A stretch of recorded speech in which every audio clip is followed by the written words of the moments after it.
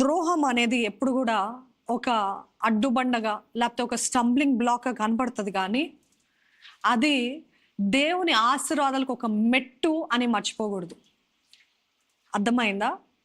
ద్రోహం అనేది ఎప్పుడు కూడా ఒక అడ్డుబండగా లేకపోతే మనల్ని ఆటంకపరిచేదిగా లేకపోతే మనల్ని ఆపు చేసేదిగా కనపడుతుంది, కానీ అది దేవుని ఆశీర్వాదానికి ఒక మెట్టు అని నమ్ముతున్నారా?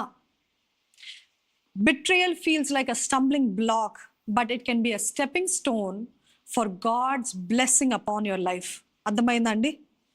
ఇక్కడ యూదా చూస్తూ ఉన్నాడు అవకాశం కోసం. మనం బైబిల్ చదువుతున్నట్లయితే చూసాం, అవకాశం కోసం ఎదురు చూస్తున్నాడు. అంటే ప్రీ మెడిటేటింగ్, ఎప్పుడు పడదామా, ఎప్పుడు ఆయన ఒంటరిగా ఉంటాడా, ఎప్పుడు ఆయన వీక్ స్పాట్లో ఉంటాడా, ఎప్పుడు ఆయన బలహీన పరిస్థితిలో ఉంటాడా, ఎప్పుడు పడదామా అని చూస్తున్నాడు.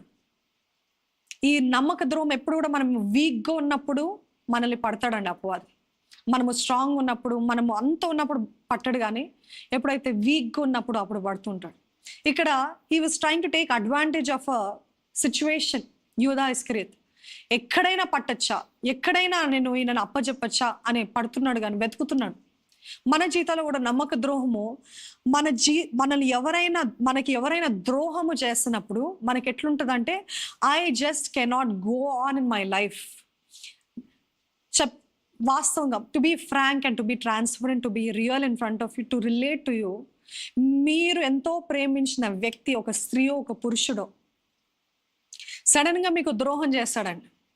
ద్రోహం చేసినప్పుడు ఎన్నో సంవత్సరాల నుండి మీరు ప్రేమిస్తూ అన్ని ఇస్తూ అన్ని చేస్తూ మీరెంతో వారికి ఇచ్చిపుచ్చుకుని అన్నీ అయిపోయింది ఇంకా మేము ఇంకా జీవితకాలం అంతా ఇలాగే ఉంటాము అనుకున్న ఆ సమయంలో సడన్గా మీకు ద్రోహం చేస్తాడు. ద్రోహం చేసినప్పుడు I'm asking you genuinely, can you go on with your life as usual? మునుపటి వలె మీ జీవితాన్ని మీరు కొనసాగించగలుగుతారా? వాస్తవానికి in all transparency, in all truth I can say, మున్పటి వల్లే మీరు ముందుకి జీవితంలో వెళ్ళలేరు. ఎందుకనంటే పాత జ్ఞాపకాలు, ఆ వ్యక్తి ఇచ్చిన ప్రతి ప్రమాణము కదా, the promises that the person made, the love that the person has shown, the places that you went, ఇవన్నీ కూడా జ్ఞాపకాలు గుర్తొస్తూ ఉంటాయి కదా. ఆ జ్ఞాపకాలు గుర్తొస్తున్నప్పుడు జీవితం ఎట్లా అనిపిస్తుంది అంటే, అసలు నేను ఎందుకు బ్రతికి ఉన్నాను, నేను వేస్ట్, నేను చచ్చిపోతే బెటర్, నేను ఎందుకు ఇంకా I don't know why I'm still existing, all my dreams are shattered, నా కళలన్నీ కూడా నాశనం అయిపోయినాయి, నా జీవితం అంతా కూడా ఒక స్టాండ్ స్టిల్కి వచ్చేసింది, ఎవ్రీథింగ్ ఈజ్ లైక్ అంతా కూడా ఆగిపోయింది నా జీవితంలో. నేను ఎంతో హోప్స్ పెట్టుకున్నాను, ఎంతో ఆశపడ్డాను, కానీ ఇంత ద్రోహం చేస్తాడు. నాకు ఈ డిప్రెషన్కి తలెక్కడైనా గుద్దుకోవాలా, ఈ బాధకి వేదనకి ఎక్కడైనా పోయి చచ్చిపోవాలా అనేటువంటి మాటలు వినబడుతున్నాయి, వస్తుంది కదా, ఇటువంటి ఎక్స్పీరియన్స్ ఉంటుంది కదా. మన జీవితం అంతా కూడా హాల్ట్ అయిపోయినట్టు, ఇంకేమాత్రం ముందుకు వెళ్ళలేనంత పరిస్థితిలో ఉన్నట్టు ఉంటుంది ఈ ద్రోహము చేయబడినప్పుడు, మోసం చేయబడినప్పుడు. అట్లాంటి పరిస్థితుల్లో నేను ఒకటి జ్ఞాపకం చేయాలని ఆశపడుతున్నాను. Every betrayal is a stepping stone for God's blessing. If you believe, say hallelujah. ఎంత నమ్మక ద్రోహం అయినా చేయనివ్వండి, దాన్ని కూడా దేవుడు వాడుకొని అది మీ జీవితంలో గొప్ప ఆశీర్వాదకరముగా మార్చునుగాక. ఆమెన్. ఆయన మారుస్తాడండి. ఏ కీడునైనా మేలుగా మార్చే దేవుడు. ఎంత నష్టమైన, ఎంత శాపమైన, ఎంత నమ్మక ద్రోహమైనా, ఎంతగా మనుషులు మీకు కీడు చేస్తాం, దాన్ని కూడా మేలుగా మార్చే దేవుడు, దాన్ని కూడా మీకు ఒక ఆశీర్వాదకరంగా మారుస్తాడు. నమ్ముతున్నారా? This is God speaking to you, the holy spirit speaking to you directly. Don't get stuck. నాకు అది చేస్తారు కాబట్టి నేను ముందుకు వెళ్ళలేకపోతున్నాను. No no no no no. Can you trust God? దేవుని నమ్ముతారా? నేను ఈ బ్రోకెన్ పీసెస్, ఈ విరిగిన పాత్ర, ఈ పగిలిపోయిన నా జీవితము ఆ దేవుని చేతిలో నేను అప్పచెప్తే ఆయన తిరిగి కట్టి సుందరముగా, సౌందర్యముగా మార్చి నన్ను గొప్పగా వాడుకుంటాడు అని విశ్వాసం ఉందా? విశ్వాసం ఉన్నట్లయితే నిజంగా God will do wonders in your life. God will do wonders. If you can keep trusting God, సంపూర్ణంగా నమ్ముతూ, lord I let go lord, నాకు ద్రోహం చేస్తారు ప్రభా, నన్ను ఎంతో మోసం చేస్తారు ప్రభా, నేను ఎంతో నమ్మాను ప్రభా, నేను ఎంతో ప్రేమించాను ప్రభా, కానీ ఈ మాటలు అంటున్నారయ్యా, ఇలాగ అవమానించారు ప్రభా, ఇలాగ ద్రోహం చేస్తారు ప్రభా, ఇలాగ వెన్నుపోటు పొడిచారు ప్రభా.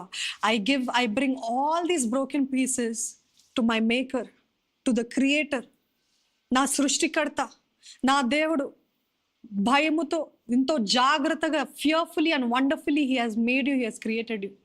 మీ జీవితాన్ని సుందరంగా మారుస్తాడండి. మీ జీవితాన్ని సుందరంగా మారుస్తాడు. అదే చూస్తాం కదా, అదే చూస్తాం ఏంటిదంటే ఆదికాండము 50వ అధ్యాయము 20వ వచనములో ఏంటిదంటే యోసేపు అంటాడు వారి అన్నలతోటి, ద్రోహము చేసిన వారి అన్నలతోటి చెప్తున్నాడు, మీరు నాకు కీడు చేయను ఉద్దేశించితిరి గాని నేటి దినమున జరుగుచున్నట్లు అనగా బహు ప్రజలను బ్రతికించినట్లుగా అది మేలుకే దేవుడు ఉద్దేశించాను. నమ్మిన వారు ఉంటే హల్లెలూయా అనండి. మీరు నాకు కీడు చేయాలని ఆలోచించారు కానీ దేవుడు దాన్ని నా జీవితంలో మేలుగా, నా జీవితం కోసమే కాదు అనేక మంది కోసం మేలుగా మార్చాడు. అది మీ జీవితంలో, మన జీవితంలో, నా జీవితంలో నెరవేర్చబడును గాక. అపవాది ఏదైతే కీడుకు ఉద్దేశించాడో మన జీవితంలో, నేను నాశనం చేయాలని, నేను పాడు చేయాలని, నీ జీవితం ఆపివేయాలని ఒక స్టంబ్లింగ్ బ్లాక్ పెట్టాడు, అడ్డుబండ పెట్టాడు. ఆ వ్యక్తి ఎప్పుడైతే మీ జీవితంలో ఆ ద్రోహం చేస్తాడో ఇంకా మీరు ముందుకు వెళ్ళలేకపోతున్నారు. ఆ బ్లాక్ నుండి దేవుడు అంటున్నాడు, బీ ఫ్రీ, దాన్ని దాటి వెళ్ళిపో, దాని చుట్టే ఉండకు. ఎందుకంటే ప్రతి కీడును కూడా నేను మేలుగా మారుస్తాను. ఈ రోజు నేను ఎవరైతే అవమానించారో, ఈ రోజు నేను ఎవరైతే ద్రోహం చేస్తారో, నీకు ఎవరైతే ద్రోహం చేస్తారో వారి ముందే నేను బహుగా బహుగా బహుగా ఆశీర్వదిస్తాను. He will bless you abundantly right in front of them, not in secret. అందుకనే యోసేపు చూస్తాం, వారి అన్నల ముందే దేవుడు ఎంతో ఘనపరిచాడండి, ప్రధానమంత్రిగా, second to the king. Why? Because యోసేపు యేసయ్యని, దేవుణ్ణి నమ్మాడు.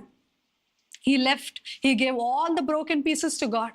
దేవా, నాకు ద్రోహం చేస్తారు ప్రభా, నేను అన్యాయం చేస్తాను, ఎన్ని నిమిత్తముగా నన్ను బాధ పెట్టారు ప్రభా, కానీ ఆయనను ఐ విల్ ట్రస్ట్ యూ అన్నప్పుడు దేవుడు ఏదో సీక్రెట్గా పోయి నేను ప్రైమ్ మినిస్టర్ చేస్తా ఎవరికి చెప్పకే అని చెప్పలేదు. అందరి ముందు బాహాటముగా బహిరంగంగా ఆయనను ఆనర్ చేస్తాడు.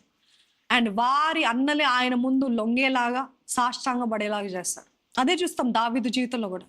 దావీదు కూడా వారి అన్నలు ఎంతో గేలి చేస్తూ, ఎంతో చిన్న బుచ్చుతూ, ఎంతో ఆయనని హేళన చేస్తూ మాట్లాడుతున్నప్పుడు దేవుడు సీక్రెట్గా అనాయింట్ చేయలేదు. కానీ ఎవరైతే అవమానించారో వారందరి ఎదుట, వాళ్ళందరూ నిలబడి ఉండగానే వాళ్ళందరి ముందు అభిషేకించాడు. And he will do the same for you. Amen. మీ జీవితంలో కూడా దేవుడు అదే చేస్తాడు. When you trust God. మీరు పగ తీర్చుకోవడం కాదు, మీరు పగ తీర్చుకుంటే దేవుడు చేయడండి.